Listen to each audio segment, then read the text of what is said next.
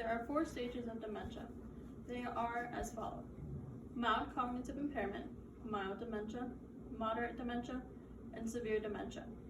I'm going to explain the characteristics of dementia and the different stages people can get diagnosed with, the statistics on dementia and the age range the disease takes place, and lastly, the different types of dementia people can get. There are 4 stages of dementia. Each stage represents different progress to dementia. The first stage is called mild cognitive impairment. This stage is characterized by general forgetfulness. This can affect many people when they start to age, but it only can progress to dementia for some people, meaning that only some can start to feel the symptoms of dementia. The next stage is mild dementia.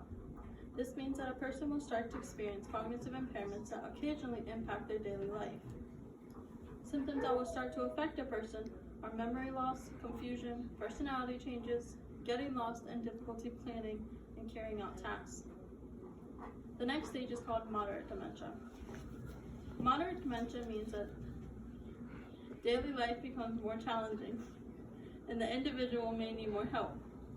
The symptoms are like mild dementia, but they are increased greatly, meaning that the individuals may need assistance.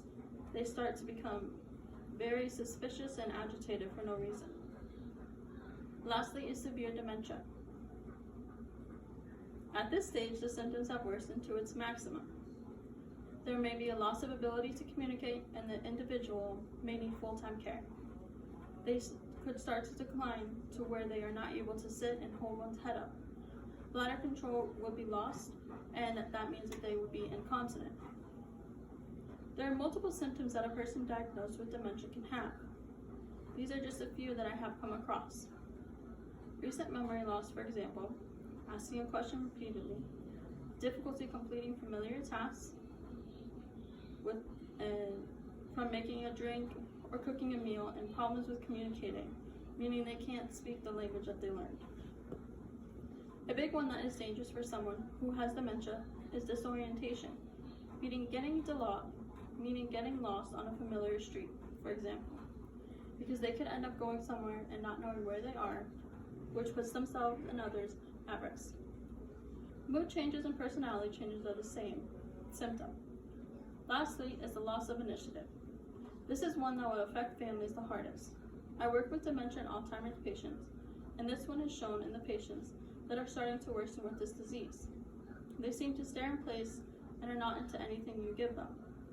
Usually we would give them a sensory blanket or a baby doll so they could hold onto something for comfort. Now I'll be discussing the facts and statistics on dementia. In 2010, an estimate of 4.7 million people aged 65 and older in the United States was living with Alzheimer's disease. On Medical News Today, it said that there is an estimated 47.5 million dementia sufferers worldwide. One new case of dementia is diagnosed every 4 seconds. Dementia mostly affects older people, but is not a normal part of aging.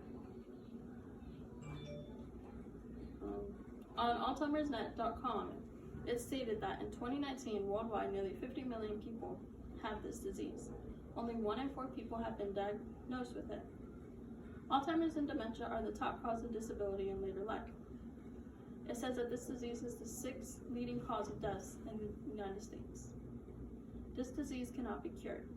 They have medicine for dementia that could ease the symptoms, but there is no cure for Alzheimer's and dementia. On Mayo Clinic, it states, no single test can diagnose dementia, so doctors are likely to run several tests that can help pinpoint the problem.